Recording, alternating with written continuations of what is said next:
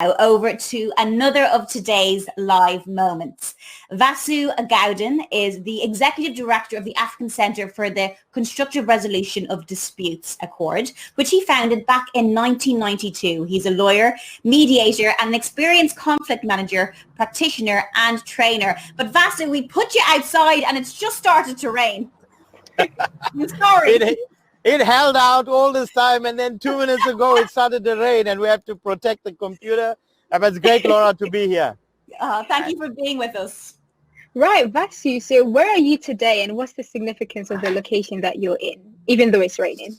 Yeah, even though it's raining. So, Afua, as you can see behind me, is the Durban International Convention Center, which is here in South Africa, and this is where the World Conference on Racism 20 years ago was held. So you can imagine if you're looking at this convention center and you can see 10,000 people from all around the world, you know, state presidents and ministers and civil society activists, business people, all of them gathered here to talk about racism. And the other significance, of course, of the location is the fact that the first Nobel Peace Prize winner of Africa is whom this International Convention Center is named after, Chief Albert Luthuli.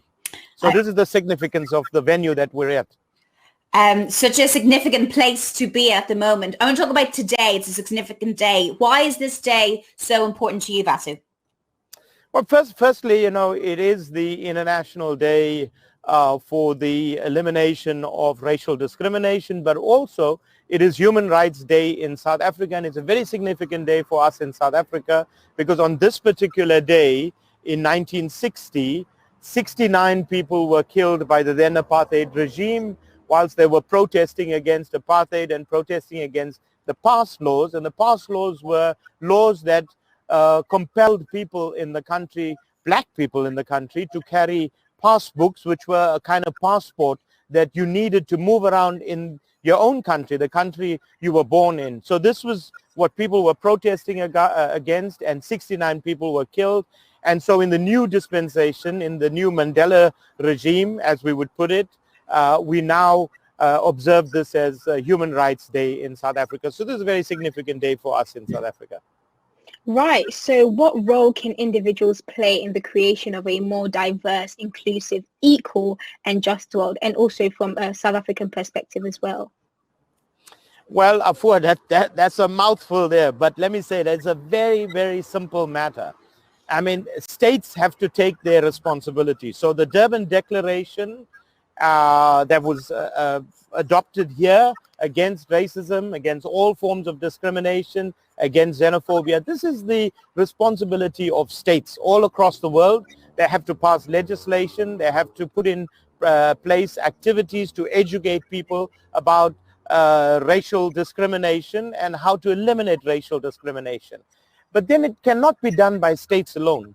So even the private sector, in adverts that companies put out where they stereotype people, they can also contribute to changing the way in which they do this so that we begin a new narrative and we begin to educate people differently. And then all of us in civil society, each one of us, Laura there, Afua, yourself, Graham was on the technical, Keenan and Hayden were working with me here.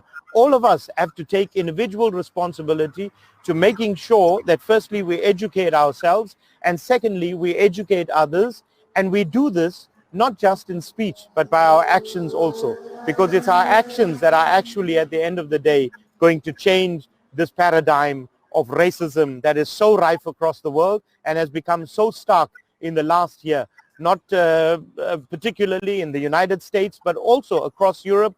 And I think across the world we are beginning to see the ugly head of racism rearing itself. And I think this is something that needs urgent attention. So really we thank Jeremy Gilly and Peace One Day and of course the UN High Commission for Human Rights and the office for taking this initiative.